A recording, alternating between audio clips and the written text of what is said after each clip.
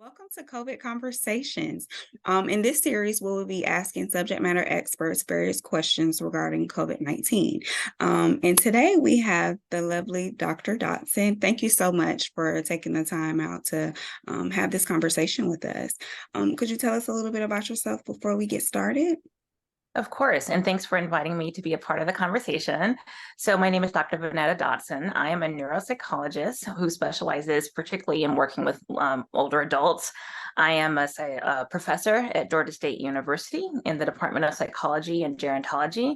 I also am the president and founder of a company called CerebroFit that offers services to promote brain health, which is also mental health throughout the lifespan.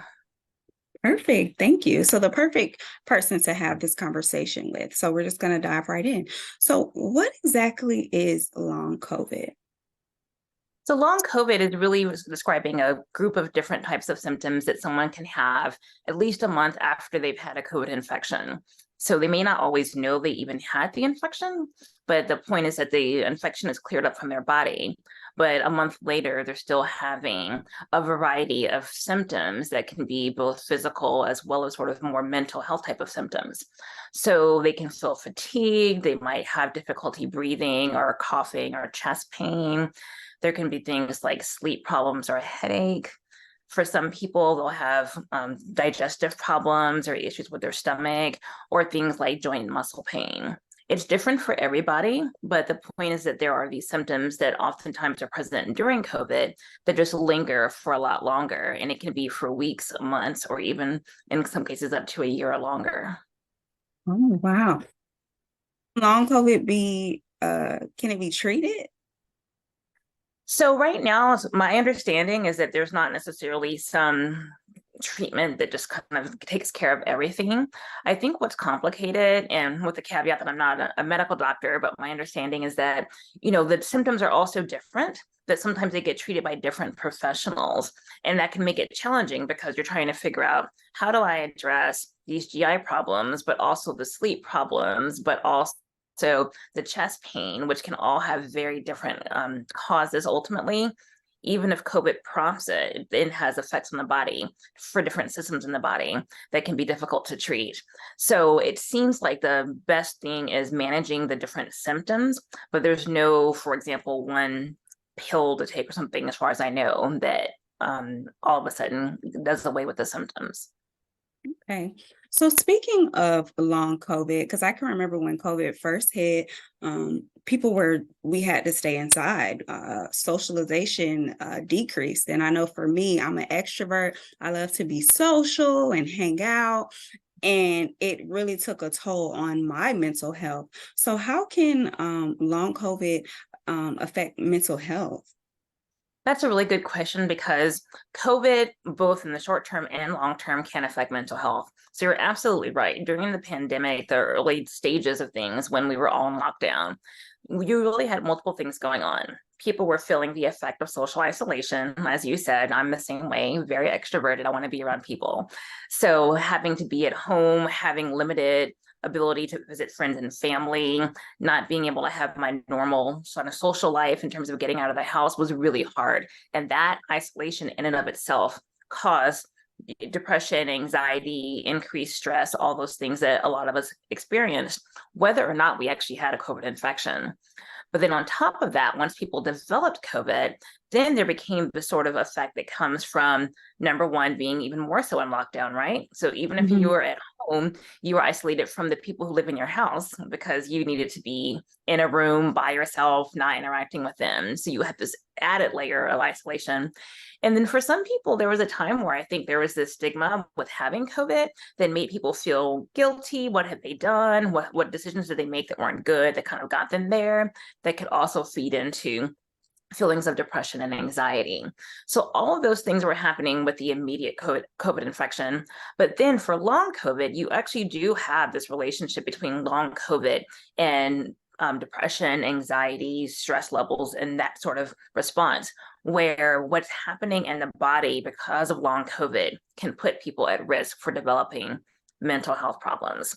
So one possible way this could happen, without getting into way too many details, is that long COVID seems to cause of chronic inflammation in the body. Inflammation is part of a natural immune response when your body is trying to heal itself. But in some people, that inflammation stays high for longer than it should. And that's not a good thing. It starts to cause a variety of problems in the body. It starts to affect your brain. And ultimately, mental health is brain health, as I mentioned before. So things that affect your brain can start to change the mood circuits or other important networks in the brain that you need to maintain your mental health and put you at risk for developing things like depression. So some people with long COVID will have persistent anxiety and depression because the brain has changed because of the physiological effect of COVID. So there's lots of ways in which you have this kind of social aspect that can cause mental health concerns due to COVID. You have the actual physiological things that are happening in the body, and those things affect each other. Our mind and body are intertwined. And so that when things are affecting us, what we think of as mentally, because we're feeling stress or because we're isolated, it does start to take a toll on the body itself, including the brain. Perfect. So what are some tips that we can do to improve our mental health? So the things that are helpful for mental health in general also are helpful for mental health problems that a person might have during long COVID. So there's things that we know are helpful. So one, we think of right away that talking to someone, whether it be getting support from friends or family, or whether it be seeing a professional, can be very helpful. So I always recommend that people don't let any kind of stigma of mental health get in the way. Feel comfortable reaching out to could be just reaching out to friends and family, or it could be looking for a psychologist or other mental health provider to be able to talk to. But there's also things that you can do without necessarily having to see a professional or needing to spend a lot of money. And that's always good news when people are concerned about finances, which is also one of the things that can cause stress and lead to depression and anxiety since the pandemic. You can do things like moving more. Physical activity and exercise are amazing for your brain and therefore really great for mental health. So getting up and starting even as basic as taking a walk after dinner or doing yoga. You can watch all kinds of free yoga videos on YouTube that don't require you to have more than a smartphone, or if you already have a computer. Doing anything that requires you to move, gardening, just doing something that requires you to get off the couch and move some. Doing that regularly is really great for your mental health. But even in the short term, one bout of exercise, research shows, can make you feel better. It makes your mood better. It lowers negative mood, it increases positive emotions. And so you get a short-term and a long-term effect. So things like movement, reaching out to people socially, and not just to say you need to share your concerns, although that's part of it, but just having fun, keeping in contact with people, having real contact, hopefully not limiting it only to social media, but actually having real physical with a person interacting back and forth kind of contact is really great for brain health and for mental health. And no one loves hearing it, but nutrition is part of it. You know, there's this big link between gut health and mental health. There's a big link between what we eat and our brain health, which supports mental health. So just trying to have a heart healthy diet tends to also promote brain health and to in turn promote mental health. So those are just some examples. There's things like sleep that we know are important as well. So just having a healthy lifestyle actually benefits your mental health. We tend to think of it for our physical health, like if we're trying to keep our heart healthy or lose weight or something like that, but it's just as important for our mental health. And all those things can be ways that most of them without needing to spend any money. Just finding 10, 15 minutes a day to do something a little bit differently can be helpful for mental health. Perfect. Thank you so much, Dr. Dotson. I really appreciate it. Do you have like any literature? Have you wrote any books or anything that you may want people to take a look at so they can learn more information about your background or anything? Absolutely. So I wrote a book that came out last year called Keep Your Wits About You. And it's all about how you can keep your brain healthy at any age, and particularly focusing on what older adults can do to try to prevent or slow down the risk for dementia. But then if they also have dementia already, there's things that you can do to help keep healthy for as long as possible. So it's great for people of any age, whether or not they have some cognitive impairment. You can get it on Amazon. So if you just look for Keep Your Wits About You and put in Dotson, Dotson, you'll probably find it.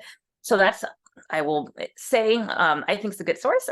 I think people find it really helpful. I did write it for a lay audience, so not for other scientists, not very technical. It's very user-friendly. That's a great place to go. A couple other resources that I think are really helpful. So there's always resources for trying to find good information about physical and mental health on the National Institute on Aging website, which has a lot of great things for people who are getting older. The Centers for Disease Control and Prevention, so CDC, has really great information about health across the lifespan. And then AARP has what's called oh my gosh, I'm going to forget the name. They have a brain health initiative. The Global Council on Brain Health is what it's called. The Global Council on Brain Health has really wonderful literature about different aspects of brain health that I found very helpful, even as a professional, to see how they summarize things. I refer to their recommendations a lot in the book that I mentioned that I wrote. So if you just Google Global Council on Brain Health, you'll get a link to all of their reports that give expert guidance on various lifestyle behaviors and habits that are going to be really helpful for brain health.